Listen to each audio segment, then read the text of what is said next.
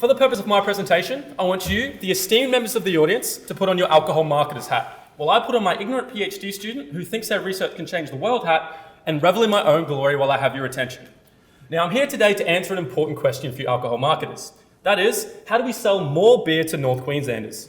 Now, in order to answer this question, I want to have a look at alcohol advertising, because by its very nature, advertising attempts to create positive attitudes towards alcohol in order to get viewers to buy more alcoholic products.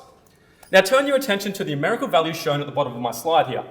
What this value represents is the amount of money that you alcohol marketers spend each year advertising your alcoholic products to Australians. That's right, $125 million. So obviously you guys think that alcohol advertising works. But why do you think this? And what do we actually mean when we say that alcohol advertising works?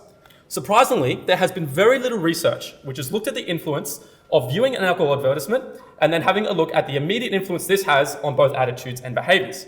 So I wanted to explore this issue in my PhD. Now, in my PhD, I took a baseline assessment of implicit attitudes towards alcohol consumption. I then got viewers to look at a 4X Gold advertisement before taking another measure of their implicit attitudes immediately afterwards.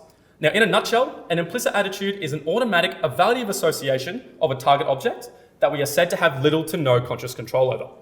So in regards to attitude change, what I found was that those participants who had been previously exposed to the 4X Gold advertisement outside of my study reported a significant positive implicit attitude change from pre to post test. Furthermore, those people who reported having seen the advertisement before most often reported the strongest implicit attitude change.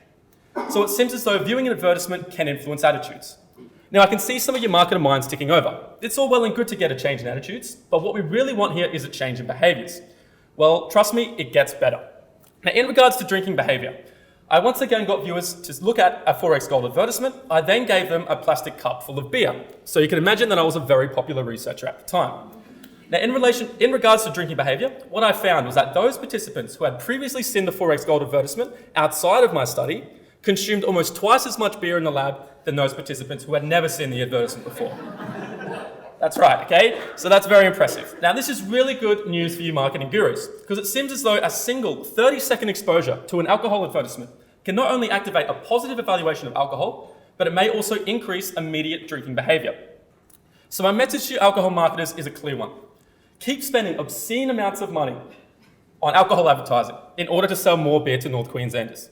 Because it seems as though the more that these poor, unsuspecting viewers see these advertisements, the greater the influence they have on both attitudes and behaviours. That's pretty impressive. What's even more impressive is that by showing you multiple presentations of this alcohol advertisement on my slide here, I've been using this repetition technique on you this whole time. So, who's keen for a beer?